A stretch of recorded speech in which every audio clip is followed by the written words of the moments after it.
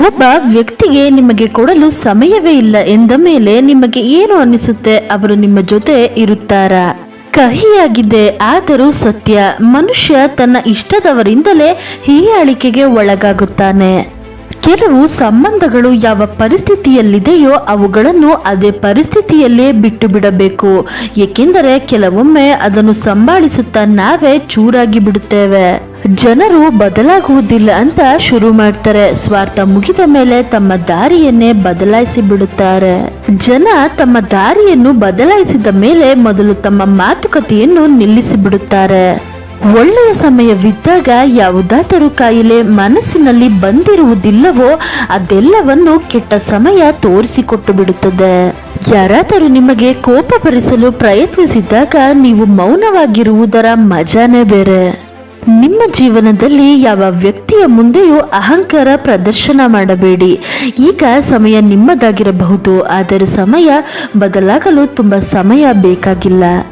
ಒಬ್ಬರ ಅತಿಯಾದ ಕಾಳಜಿಯು ಮುಂದೆ ಇರುವವರಿಗೆ ಉಸಿರು ಗಟ್ಟಿಸುವಂತಾದರೆ ಆಗ ಆ ಸಂಬಂಧ ಅಂತ್ಯ ಶುರುವಾಗುತ್ತದೆ. ಯಾವ ವ್ಯಕ್ತಿಯಲ್ಲಿ ಎರಡು ಅಭ್ಯಾಸಗಳನ್ನು ಕಾಣಿಸುತ್ತೋ ಅವರು ಯಾವಾಗಲೂ ನಿಮ್ಮವರಾಗಲು ಸಾಧ್ಯವೇ ಇಲ್ಲ. ಮೊದಲನೇ ಅಭ್ಯಾಸ ತುಂಬಾ ಜನರ ಜೊತೆ ಮಾತನಾಡಲು ಅವರು ಶುರು ಮಾಡಿದಾಗ, ಮತ್ತು ಎರಡನೆಯದು ತಮ್ಮ ದುಃಖವನ್ನು ಪ್ರತಿಯೊಬ್ಬರಿಗೂ ಹಂಚಿಕೊಳ್ಳುತ್ತಿದ್ದರೆ. ಹುಡುಗಿಯ ಪ್ರೀತಿ ತುಂಬಾ ನಿಜ ಎಂದು ತೋರಿಸುವ ದೊಡ್ಡ ಗುರುತು ಎಂದರೆ ನಿಮಗೆ ಅವಳು ಎಂದಿಗೂ ಉಪಕಾರ ಮಾಡಿದೆ ಎಂದು ಹೇಳೋದಿಲ್ಲ. ಯಾರು ನಿಮ್ಮನ್ನು ಅರ್ಥ ಮಾಡಿಕೊಳ್ಳುತ್ತಾರೋ ಮತ್ತು ಅರ್ಥ ಮಾಡಿಸುತ್ತಾರೋ ಅವರಿಗಿಂತ ಒಳ್ಳೆಯ ಸಂಗಾತಿ ನಿಮಗೆ ಬೇರೆ ಯಾರೂ ಸಿಗುವುದಿಲ್ಲ. ಯಾರನ್ನು ಕಳೆದುಕೊಳ್ಳಲು ಭಯವಿರುತ್ತೋ ಅವರ ಮಾತುಗಳನ್ನೇ ಮನುಷ್ಯ ಮೌನವಾಗಿ ಕೇಳಿಸಿಕೊಳ್ಳುತ್ತಾನೆ. ಪ್ರತಿಯೊಬ್ಬ ಮನುಷ್ಯನ ಜೀವನದಲ್ಲಿ ಇಂತಹ ಒಂದು ಕ್ಷಣ ಬಂದೇ ಬರುತ್ತೆ. ಆ ಸಮಯದಲ್ಲಿ ಯಾರಿಂದ ಆಗಲಿ ಆಸೆಯಾಗಲಿ ಅಪೇಕ್ಷೆಯಾಗಲಿ ಉಳಿದಿರುವುದಿಲ್ಲ. ಒಂಟಿಯಾಗಿರಲು ಬಯಸುತ್ತಾರೆ. ಹೃದಯಕ್ಕೂ ನೋವಿಲ್ಲ, ಕಣ್ಣಂಚಲ್ಲೂ ನೀರಿಲ್ಲ. ಅವರು ಹೇಗೆ ಆಗಿಬಿಡುತ್ತಾರೆ ಎಂದರೆ ಯಾರಿಂದಲೂ ಮಾತನಾಡಿಸಿದರೂ ಓಕೆ, ಮಾತನಾಡಿಸದಿದ್ದರೂ ಓಕೆ.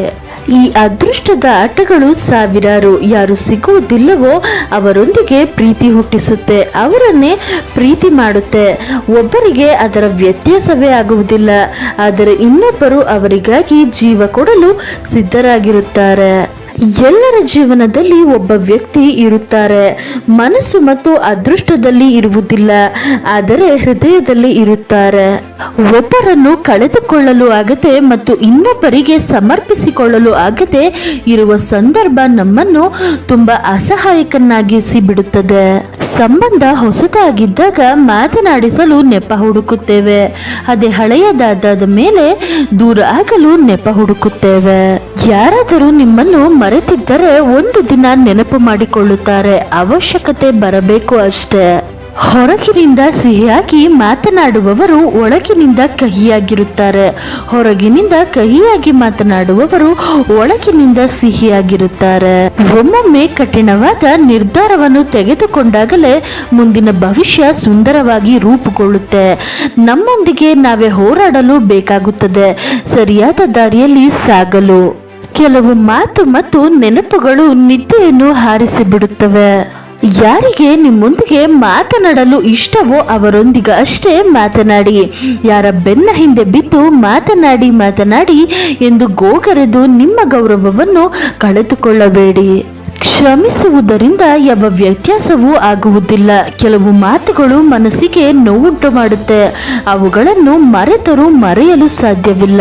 ಒಂದು ತಪ್ಪಿಗೆ ನಮ್ಮನ್ನು ಬಿಟ್ಟು ಹೋಗುವವರು ತುಂಬಾ ಜನ ಸಿಗುತ್ತಾರೆ. ತಪ್ಪನ್ನು ತಿದ್ದಿ ಮತ್ತೆ ನಮ್ಮೊಂದಿಗೆ ಜೊತೆಯಾಗಿರುವವರು ಸಿಗುವುದು ತುಂಬಾ ವಿರಳ. ಕೆಲವರನ್ನು ನೋಡಿದರೇನೆ ಅವರೊಂದಿಗೆ ಮಾತನಾಡದೇ ಇರುವುದೇ ಒಳ್ಳೆಯದು ಎನಿಸುತ್ತೆ. ಯಾರ ಕಣ್ಣಲ್ಲಿ ಸಣ್ಣ ಸಣ್ಣ ವಿಷಯಕ್ಕೂ ಕಣ್ಣೀರು ಬರುತ್ತೋ ಅವರು ಮನಸ್ಸಿನಿಂದ ತುಂಬಾ ಶುದ್ಧವಾಗಿರುತ್ತಾರೆ. ಬೇರೆಯವರ ಕಾಳಜಿ ಮಾಡುತ್ತಾ ನಮ್ಮ ಕಾಳಜಿಯನ್ನೇ ಮಾಡುವುದನ್ನೇ ಮರೆತು ಬಿಡುತ್ತೇವೆ.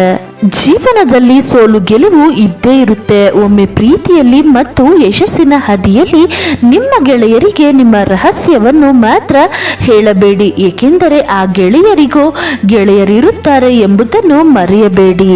ಮನುಷ್ಯರ ಮೇಲೆ ನಿರೀಕ್ಷೆಗಳನ್ನು ಇಟ್ಟು ಆ ದೇವರನ್ನು ಪ್ರಶ್ನೆ ಮಾಡ್ತಿರಲ್ಲ, ವಿಚಿತ್ರ ಅಲ್ವಾ? ಜನರು ಬದಲಾಗುತ್ತಾರೆ, ಆಗಲಿ ಬಿಡಿ, ನಿಮ್ಮ ಸಮಯ ಸರಿಯಾದ ಮೇಲೆ ಎಲ್ಲರೂ ಹಿಂದೆ ಬರುತ್ತಾರೆ.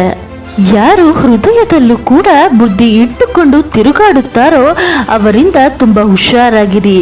ಎಲ್ಲರನ್ನೂ ನಮ್ಮವರೆಂದುಕೊಳ್ಳಬೇಡಿ, ಅಂದಾಗ ಮಾತ್ರ ನೀವು ಸಂತೋಷವಾಗಿರಲು ಸಾಧ್ಯ. ಕೆಲವರು ಜೀವನ ಆಗಿರುತ್ತಾರೆ, ಕೆಲವರು ಜೀವನದಲ್ಲಿ ಇರುತ್ತಾರೆ, ಕೆಲವರಿಂದ ಜೀವನ ಇರುತ್ತೆ ಮತ್ತು ಕೆಲವರೊಂದಿಗೆ ಜೀವನ ಇರುತ್ತೆ. ಜೀವನ ಯಾರಿಗೆ ಸಂತೋಷ ಕೊಡುವುದಿಲ್ಲವೋ ಅವರಿಗೆ ಅನುಭವ ಮಾತ್ರ ಕೊಡುತ್ತೆ. ಕೆಲವರು ಎಷ್ಟೇ ಸುಂದರವಾಗಿದ್ದರೂ ಪ್ರಾಮಾಣಿಕವಾಗಿಲ್ಲವೆಂದರೆ ಆ ಸುಂದರತೆ ಯಾವುದಕ್ಕೂ ಉಪಯೋಗ ಆಗುವುದಿಲ್ಲ. ನೀವು ದಿನವೆಲ್ಲ ನೆನಪಿಸಿಕೊಳ್ಳುವವರು ನಿಮ್ಮನ್ನು ಅಷ್ಟೇ ನೆನಪು ಮಾಡಿಕೊಳ್ಳುತ್ತಾರೆ ಎಂದು ತಿಳಿಯಬೇಕಾದರೆ ಆ ವ್ಯಕ್ತಿಯಿಂದ ಸ್ವಲ್ಪ ದಿನ ದೂರವಿದ್ದು ನೋಡಿ. ನಿಮ್ಮೊಂದಿಗೆ ಅವರು ಆ ಸಮಯದಲ್ಲಿ ಮಾತನಾಡಲು ಪ್ರಯತ್ನಿಸಿದರೆ ಅವರು ನಿಮ್ಮನ್ನು ಪ್ರೀತಿಸುತ್ತಾರೆ ಮತ್ತು ನೆನಪಿಸಿಕೊಳ್ಳುತ್ತಾರೆ ಎಂದು ಅರ್ಥ ಮಾಡಿಕೊಳ್ಳಿ.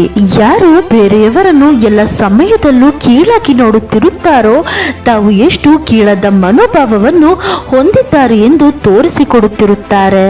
Thank you so much for watching. ಜೈ ಶ್ರೀ ಕೃಷ್ಣ.